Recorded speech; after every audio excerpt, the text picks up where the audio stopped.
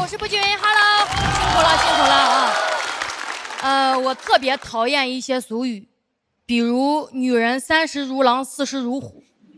我今年35，如狼似虎。如果真是这样，那我今天来讲点虎狼之词也很正常。实话说，今天不是来表演的，我是来坦白的。前段时间我出轨了，在梦里，看给你们吓，大气儿都不敢出，感觉我刚要说我杀人了，你们都能理解啊，甚至有人觉得杀人那很正常。我也不知道为什么会做这种梦。我那天看了一个电影，晚上就梦到他了。但我说出来怕对他不好，毕竟这种梦也不是人家主动要来参与的嘛。我们就暂且称呼他为燕。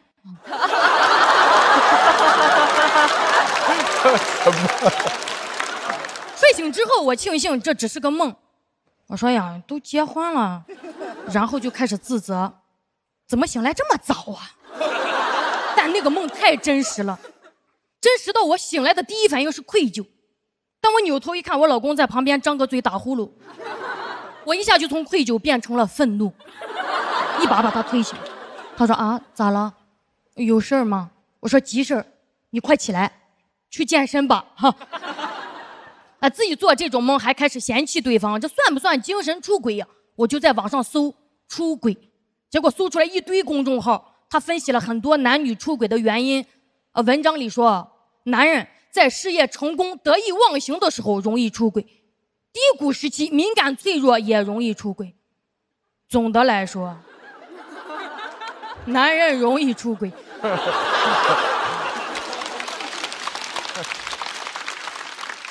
当然文章里也说了，女人出轨也不对，当他分析了一堆女人出轨原因的背后，加了一个词儿，不守妇道。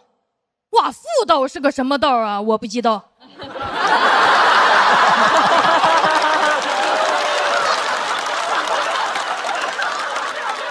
感觉我也走不了这条道啊，因为诱惑真的很难抗拒，即使一个梦我都反复回味，甚至那两天老想做这种梦，想多了我都觉得这不对呀然后那两天就疯狂喝咖啡，尽量不睡觉，减少跟人见面的机会。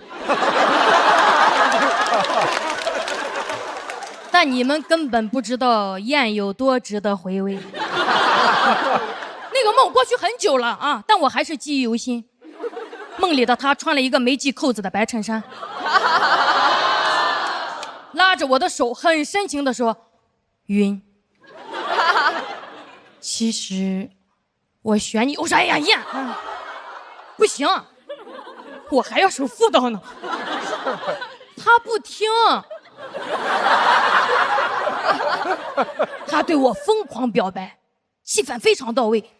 我甚至在梦里都开始给自己找理由了，我说这就不能怪我了啊，人家都这样了，我再拒绝有点没礼貌了啊。再说家里那个黄脸公跟外面这些男人能比吗？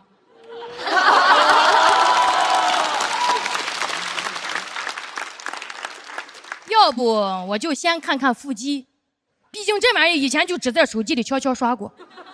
我说燕，你过来。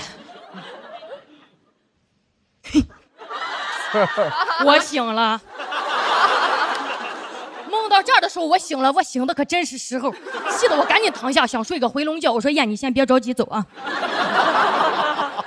太激动了，死活睡不着了，躺床上开始反思自己。对，我承认啊，我是一个很好色的人，但大家放心，一个女人坦白这些不会对这个世界造成什么危害，我再好色都不会造成男性群体的恐慌。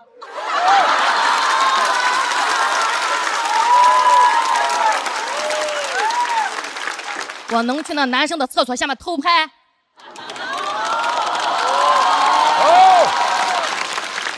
去阳台偷男人的破内裤，喜欢身材好的我就尾随偷袭那夜跑的男人呀！夜跑群里都在疯狂转发我的照片，说大家注意这个女人啊，最近出门别穿那种紧身背心了，兄弟们晚上尽量结伴出行啊！不会的，男人都不会因为害怕我来就买几双高跟鞋放门口。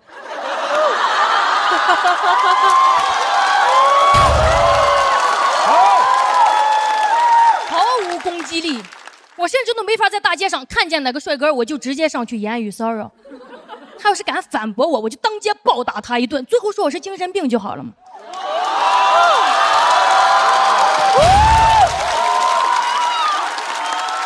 我知道啊，我在舞台上一个女人说这些看起来已经像个精神病了，能理解，因为我们从小接受的教育这事儿就是很隐晦。我从小就被灌输女人最重要的就是名声和贞操。我小时候第一次听我姥姥说贞操这个词儿我都懵了，我说这啥操？我还以为女人每天要做2套操，贞操和眼保健操。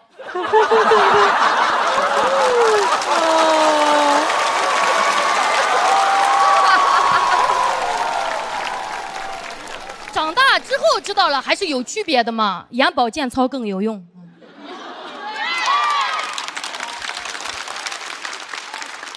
其实我很早都想在舞台上坦诚我好色这个事儿了。我觉得女人欲望羞耻太严重了，我就要讲到她脱敏。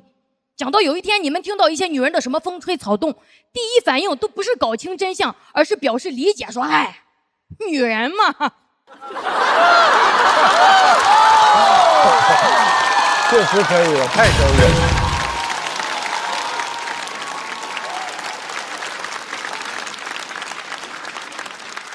前2天我看了一个纪录片，一个很年轻的女孩被造黄谣就跳楼了。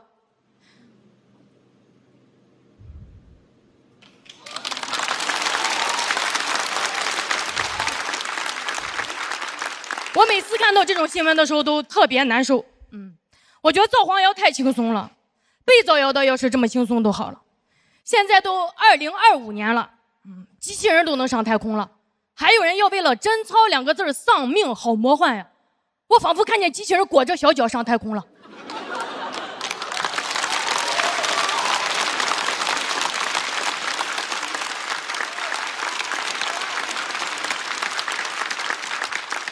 现在如果还有人问，你知道一个女孩最重要的是什么吗？活着，活着呀！啊，活着！等贞操这个词儿变成历史课本里的，放进博物馆里，跟那些曾经杀人的凶器摆一块儿，什么青龙剑、偃月刀、贞操。路过的小孩还要问说啊，贞操是什么呀？怎么什么都没有啊？你说对呀，它本来就啥都不是啊！谢谢你们，我是魏源，谢谢大家。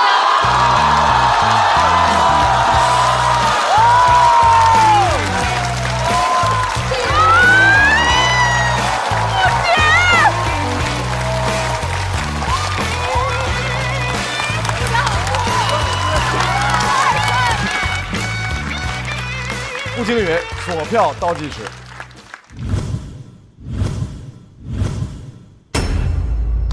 好，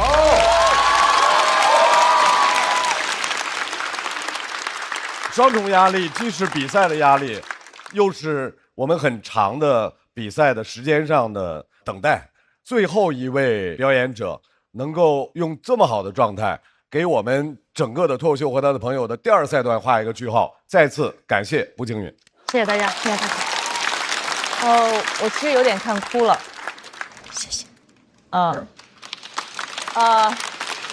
就是因为这对我来说可能已经是最极致的在公众场合的情感表现了。就我不是一个特别能够在很多人面前完全释放自己情感的那种人，对我来说这已经是极致了。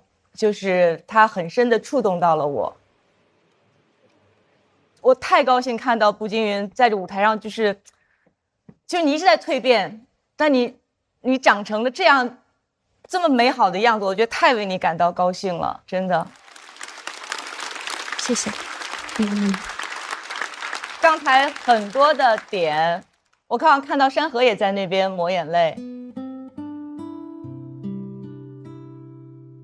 我觉得所有的女孩看到以后都会觉得又伤感又温暖又被鼓舞到，我觉得太棒了，所以谢谢你，谢谢所有的女孩们。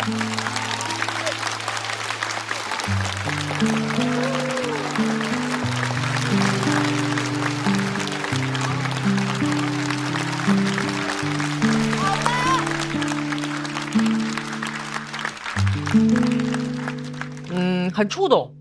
从前半程的就是一直在笑，然后到后半程就是我相信我跟鲁豫姐的感受是类似的。然后当然我拍灯拍的比较早，在这个过程当中，我一直觉得我的灯太少了，想要多让几盏灯，因为有好多想拍的点，很激动，就是整个段子让我热血沸腾的。那个就是就是这场没有不会哭的，我不是那种，对我只是有点激动。那个就是今天是我这么多年参加录制单一场看到很多熟悉的老选手实现了脱胎换骨的上了1个、2个、3个台阶这种蜕变的单场最多的一次，多到我不敢相信，像做梦一样。今天这个感觉，步惊云其实去年我已经感觉他脱胎换骨了，没想到短短的1年，在原来脱胎换骨的那层台阶上又上了3、4个台阶，所以我今天非常非常的惊喜。还有我特别想说的一句是，这些年我们台上的女性选手越来越多，所以女性主义视角的作品也越来越多，多到有点像当年我们比如说穷鬼那个赛道，或者是老婆调侃老公，老公调侃老婆那种赛道上，都已经很多题材被讲烂了。女性主义前些年是缺失的，最近几年特别多。但是他完全找到了一个特别新颖和完全突破的角度，从头到尾在讽刺这件事儿，但是真的就是不知道怎么，我们都是要把手拍麻的这个程度，真的特别特别好。谢谢罗老师。我想加一句，我特别赞同罗老师讲的，但我想说，因为女性占了人类的一半，其实女性的视角就是人类的视角。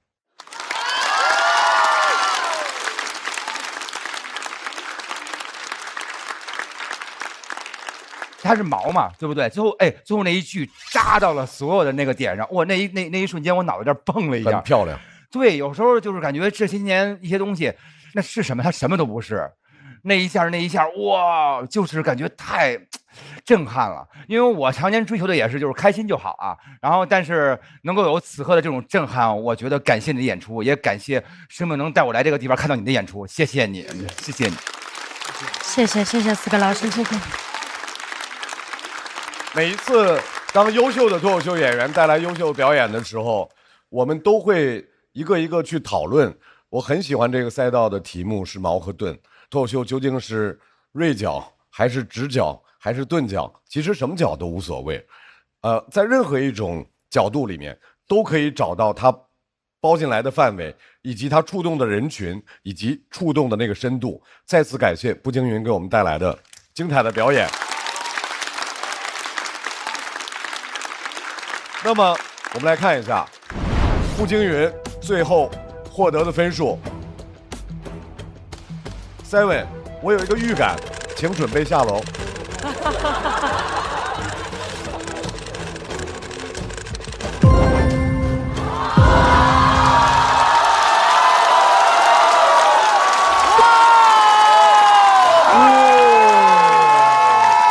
哇，厉害厉害厉害！掌声送给步惊云。没想到最后一位又是直接晋级。